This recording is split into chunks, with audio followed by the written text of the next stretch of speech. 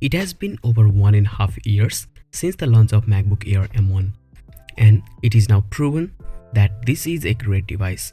You can do 4K video editing, heavy multitasking, have insane battery life and much more. But after 1.5 years, is it still something you need to buy, or are there more powerful options available? This is the 256GB variant of the MacBook Air M1. I have been using this device for quite some time now, and I have some thoughts. So let's get started.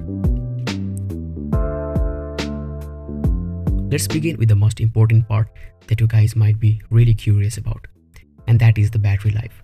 The MacBook Air M1 has by far the best battery life experience than any Windows laptop that I've used in the past. Those laptops are not even close. I generally tend to lose 5 to 6% battery every hour in very light uses like browsing internet, listening to music, watching YouTube videos, etc.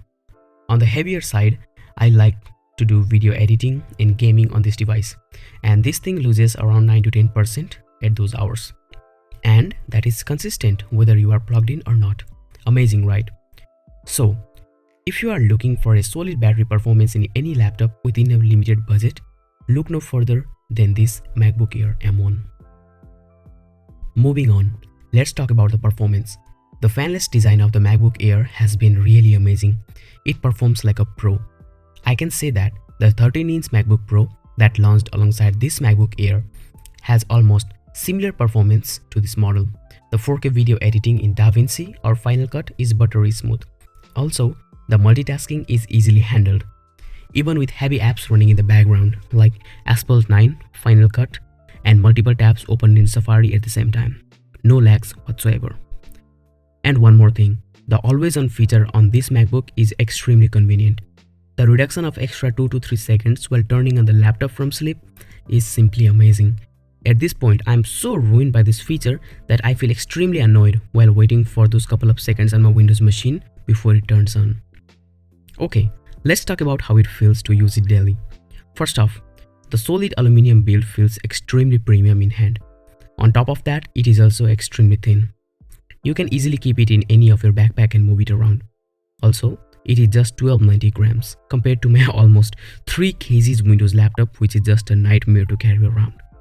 I take it to my university, coffee shop, all over the house, almost everywhere, and I don't feel the weight at all. Also, the speakers here are so loud and clear that you will not need an external speaker in most of the noisy environments. Now, if we talk about alternatives available in the market, there are few companies making similarly priced laptops like Dell XPS 13 OLED or HP NB15. These laptops have bigger trackpad, tiny bezels, and more ports than the MacBook Air. If these are the factors that you are considering while buying a laptop, then go with the XPS or NV, or even you get to choose from the plethora of options available for Windows users. But if you are okay with these compromises, and if battery life and performance is your first priority, then you will not find any competitor even close to the MacBook Air M1. On top of that, the display here is so damn good that you will forget about the chunky bezels while using the Air. The 2560 by 1600 pixel Retina display provides excellent color accuracy and sharp images. I watched tons of YouTube videos and movies on this laptop, and there is not once that I felt the display could be better or brightness is not enough.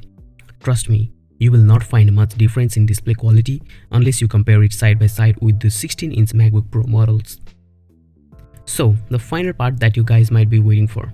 Should you buy this laptop?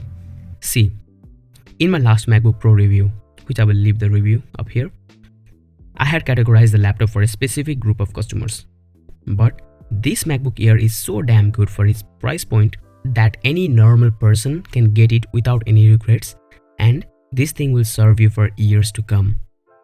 I know, the price point is still high for some of us at $999, but you can keep your eye on the discounts that regularly go on sometimes.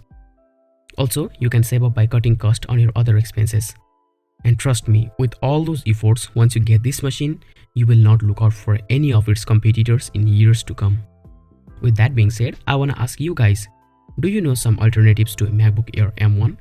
Or why do you want to get this laptop? And what is your one favorite feature of this laptop? Leave it in the comments down below. Don't forget to give this video a like and subscribe to the channel for amazing tech reviews. Thanks for watching. See you in the next video.